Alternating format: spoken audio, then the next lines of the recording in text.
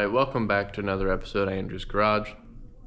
Now today, I got me some seats. Already got them halfway kind of pulled apart. And they're out of like an '09 Chevy truck actually, because the base is a little taller, and that's kind of what I need in my Pontiac because the floors are so low. But basically they had some rips and tears in them.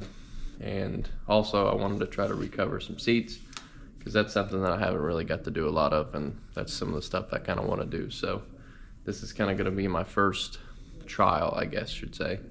I didn't pay much for the seats, and the seats came with enough material to make patterns out of. So I'm going to switch them up a little bit and put some pleats in them on the back and bottoms, but other than that, they're going to be basically the same. I'm not going to reshape the foam or anything like that. So I'm just going to try to do my best, and we'll see how they turn out.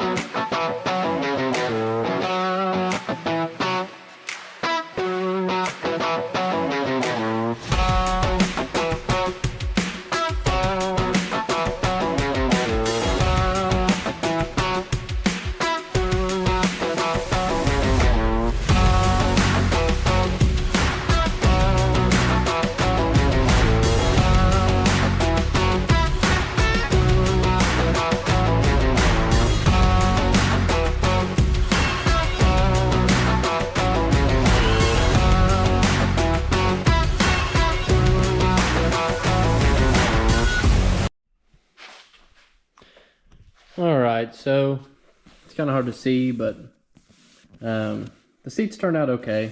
You know, I'm not upset with them by no means, because they weren't perfect seats to begin with, and they do definitely they look better than what it was before, because it was kind of a perforated material, because these seats were kind of AC conditioned and heated and blah blah blah. So I'm definitely happier with the way this turned out. I mean, given the circumstances, for first time ever stitching a new seat cover and doing inlays in it or pleats in it, and I'm fairly happy with it. I kind of did almost like an Impala maybe seat or something like that. I was just going to do the 2-inch pleats. This was just going to be a 2 and a 2. There would have been 3 2-inch pleats in it, and these kind of taper down to where it wasn't big enough for me to do a pleat. But I decided to go ahead and throw it in the center line. And I think it kind of reminds me of like an Impala seat. They're a little more square, but I think I like it. I mean, it added a little something different to it, and yeah. So I'm not upset with the way it turned out for my first time stitching a seat cover and having it turn out, I mean, halfway decent. The lines are halfway decent. The only thing that I don't really like is the way these edges worked out, which I feel like if I cut them straighter and got more particular with my pieces that I stitched together. So like if I could stitch these 2 pieces together first and then stitch them on this main piece, that's probably what I'll do this time, because then I can just lay them together, if that makes sense, and stitch the line. It's a lot easier to do that than working with a big piece of material, because if you've seen, I stitched this, then these 2 side pieces, then those pieces on top of it, and then stitched it to this last. And I feel like if I was to stitch these 2 pieces and these 2 pieces, this straight line wouldn't be that bad to stitch through. So I think I'm going to try that on this.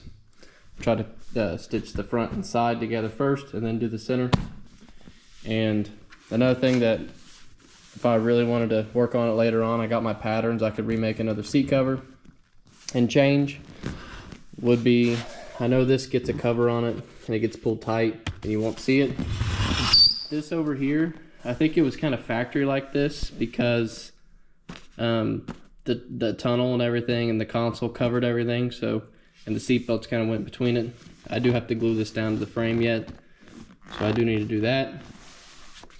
But I would have just made the cover a little longer here, just to cover up the damn foam. Same thing back there, just a little bit longer. But once it's in my car, I don't think you'll see it either because my seats and the tunnel's so high. So yeah, I'm not upset with it by no means. I'm fairly happy with it, to be honest with you. So I'm gonna go ahead and start cutting up the patterns for this back piece here.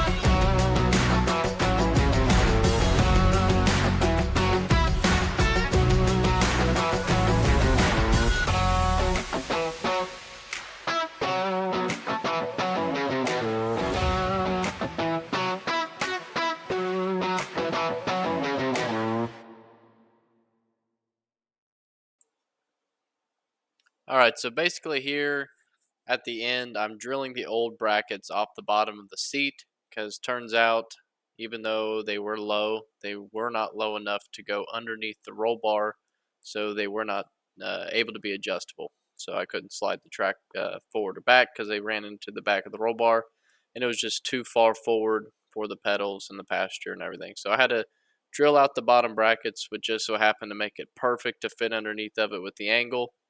I was able to wire everything up and get everything to work with the original switches, which was nice.